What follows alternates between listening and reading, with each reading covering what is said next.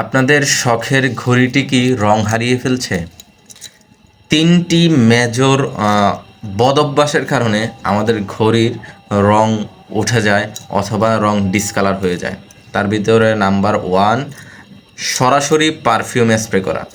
সরাসরি perfume spray করলে আমাদের ঘড়ির যে নর্মাল কালার থাকে, কালারগুলো পারফিউমের কেমিক্যালের কারণে উঠে যাওয়ার সম্ভাবনা থাকে।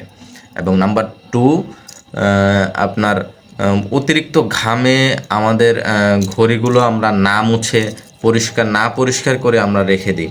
অতিরিক্ত ঘামে আমাদের ঘামগুলো হচ্ছে লবণাক্ত, তাই ঘামের কেমিক্যালাইজ রিয়াকশনের কারণে আমাদের ঘড়ির এই পিছনের সাইডগুলোতে জংয়ের মতো হয়ে যায় অথবা ডিসকালার হয়ে যায়।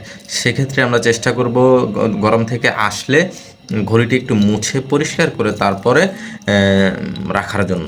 এবং 3 নাম্বার হচ্ছে অতিরিক্ত কড়া রোদে আমাদের ঘড়িটি না রাখার চেষ্টা করব, কারণ অতিরিক্ত কড়া রোদে রাখলেও ঘড়ির কালার ডিসকালার হয়ে যাওয়ার সম্ভাবনা থাকে। এই ছোট্ট ছোট্ট টিপস যদি আমরা ফলো করতে পারি তাহলে আমাদের ঘড়িটি থাকবে একদম নতুনের মতো।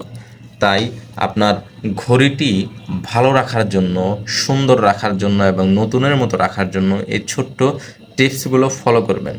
ভালো থাকবেন। আসসালামু আলাইকুম রহমতুল্লাহ।